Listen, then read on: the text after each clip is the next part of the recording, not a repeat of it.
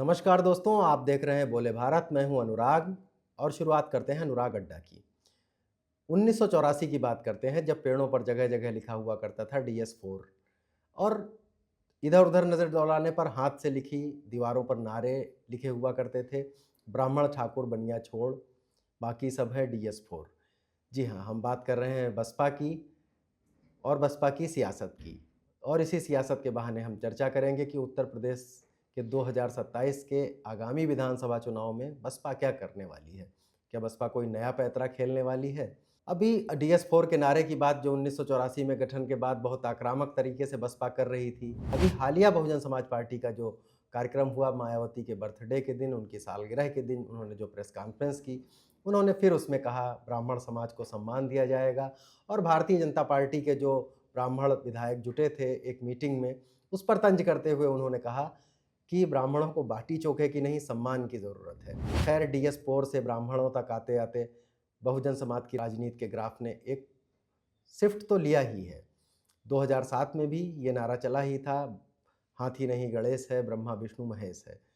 तो मायावती 2027 के चुनाव में करेंगी क्या? सुर्खियों में ये आ रहा है कि ब्राह्मण वोटरों को लुभाने के लिए वो फिर से कोशिशें कर रही हैं और उनके प्रेस कॉन्फ्रेंस में दिए गए बयान को इसी सिलसिले की एक कड़ी माना जा रहा है। लेकिन ऐसी बातें मायावती कहती रही हैं कि वो सर्व समाज की पार्टी हैं और उनके दल में हर तरह का के लोगों का स्वागत है, हर समाज का सम्मान है, हर समाज की सुरक्षा है। 2027 में लेकिन बसपा क्या करेगी? महज इस एक नारे से काम तो चल नहीं सकता है क्योंकि ये नारा तो पहले भी लगाया गया है। अभी खबर ये आ रही है कि आकाश आनंद अब पार्टी का फ्रंट चेहरा होंगी। बहुजन समाज पार्टी के सूत्रों ने बताया है कि अभी जल्द ही आकाश आनंद पूरे प्रदेश में रोड शो करेंगे, संगठन का कामकाज भी वही देखेंगे और बहुजन समाज पार्टी की नीतियों को लोगों तक पहुंचाएंगे। जाहिर है कि आकाश आनंद फ्रंट चेहरा होंगे लेकिन डोर तो मायावती की ही होगी, उन्हीं की अपील है, उन्हीं का आधार है। तो मायावती के इस आधार को व्यापक बनाने की जिम्मेदारी अब फिर से मायावती ने आकाश आनंद के कंधों पर सौंप दी है। आकाश आनंद इससे पहले भी आ चुके हैं। 2019 के लोकसभा चुनाव में मायावती जी ने उन्हें आगे किया था, उन्होंने रैलियों को संबोधित करना शुरू किया और धीरे-धीरे गति पकड़ी।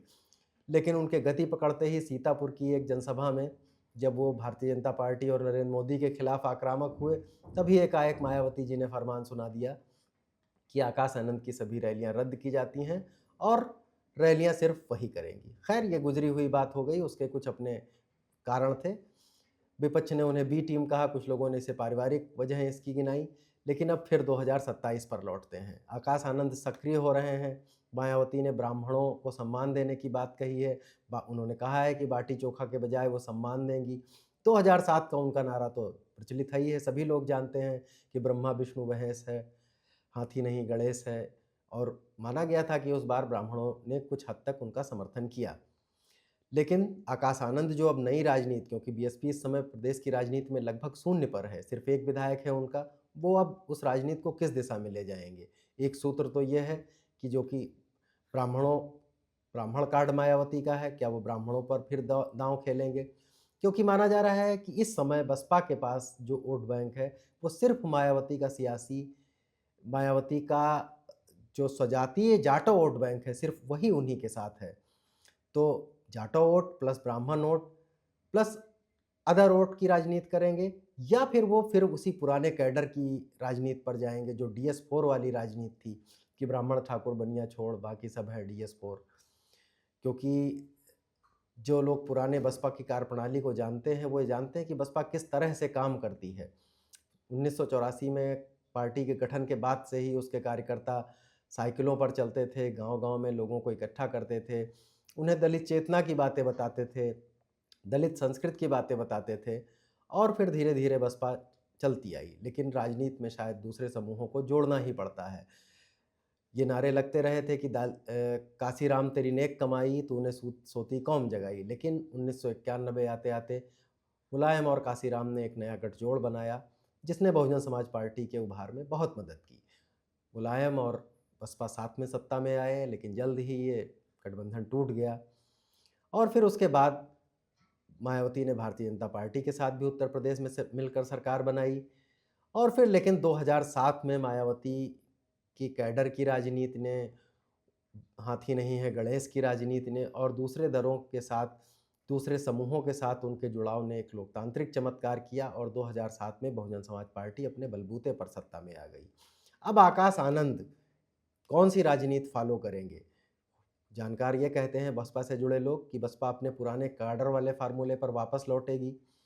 गांव-गांव में सम्मेलन, ये तय किया गया है कि आकाश आनंद पूरे प्रदेश में रोड शो करेंगे। रोड शो बसपा की संस्कृति नहीं रहे हैं, लेकिन यही शब्द इस्तेमाल किया गया है कि रोड शो तो करेंगे और दूसरे समूहों को जोड़ने की कोशिश करेंगे। ब्राह्मणों की बात सुर्खियों में ज़्यादा आ रही है क्योंकि मायावती ने अपनी प्रेस कॉन्फ्रेंस में इसका जिक्र कर दिया था।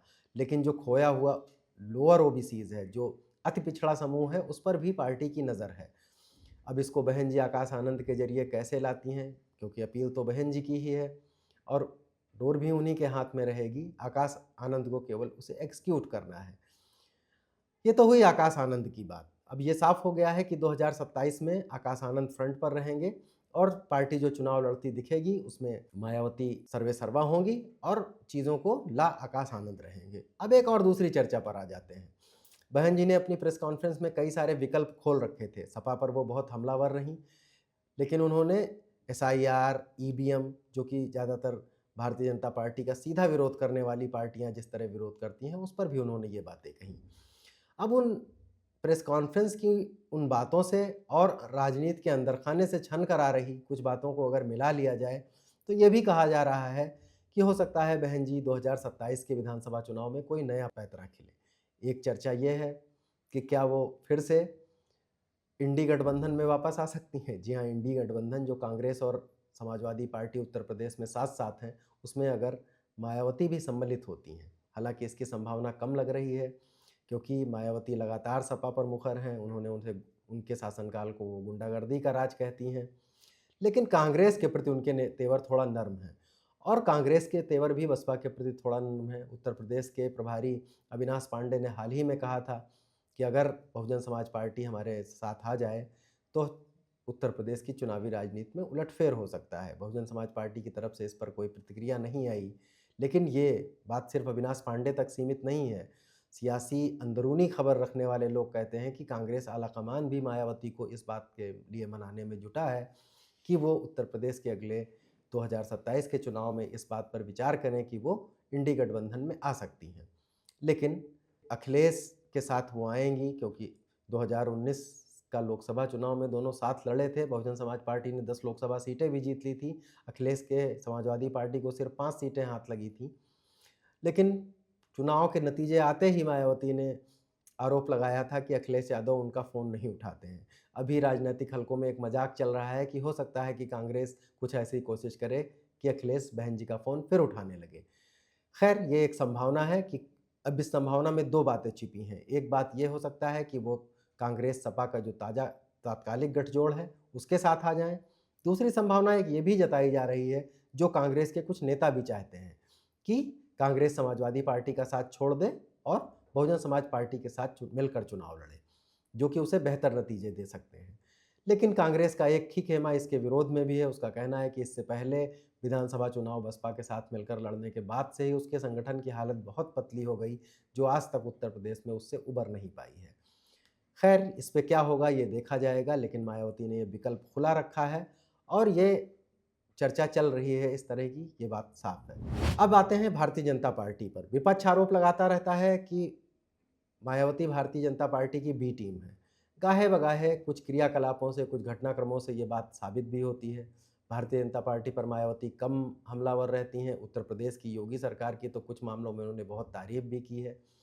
लेकिन इसमें जो एक तथ्य के तौर पर एक बात सामने आ रही है, वो ये आ रही है कि 1989 के बाद सदन में, यानी लोकसभा और राज्यसभा दोनों में बहुजन समाज पार्टी पहली बार शून्य होने जा रही है। उनका अंतिम राज्यसभा सांसद, लोकसभा में उनका कोई सांसद नहीं है, रिटायर होने जा रहा है और लोकसभा चुनाव में उसके पास इतना संख्या बल नहीं है कि वो अपना कोई कैंडिडेट जिता सके।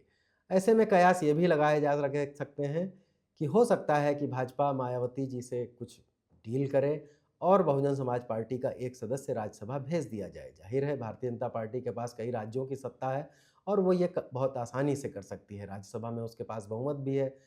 अगर ऐसा होता है तो ये संकेत साफ होंगे। भाजपा को इससे क्या फ़ायदा होगा? भारतीय जनता पार्टी प्रतीकों का महत्व समझती है। भारतीय जनता पार्टी अगर ऐसा करेगी तो ये संदेश जाएगा कि दलितों का गौरव, दलितों की नेत्री मायावती को भारतीय जनता पार्टी ने राज्यसभा में भेजा। ये मायावती इस बात पे राज़ी होती हैं, नहीं होती हैं, इसमें ये तार छिपे हैं और ये भविष्य की राजनीति का भी बहुत सारा संकेत देंगे। हो सकता है कि भाजपा के साथ उनका आगे कोई इस तरह की डील ना हो, फिर भी भाजपा उन्हें राज्यसभा भेजने में मदद कर सकती है, क्योंकि भाजपा की अपनी पार्टी के लिए ये मैसेजिंग और दलितों के बीच अच्छी होगी।